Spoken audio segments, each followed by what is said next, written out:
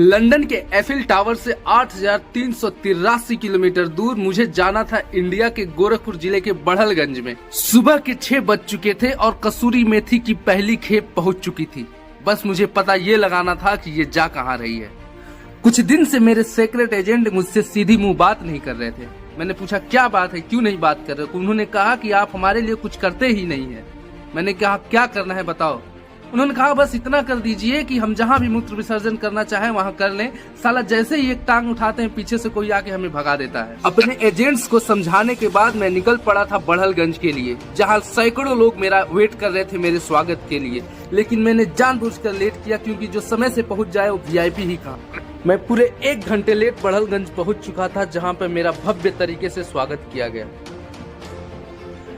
Canada पर पूरी तरह से कब्जा करने के बाद हमारे देश के पंजाबी अब उत्तर प्रदेश के कुछ पूर्वांचल जिलों में भी अपना कब्जा जमाने की कोशिश कर रहे थे, जिसकी शुरुआत पंजाबी भांगड़े से हो चुकी है। दोस्तों, आपकी जानकारी के लिए बता दूं कि गांजे को स्मगलिंग की भाषा में कसूरी मेथी कहा जाता है।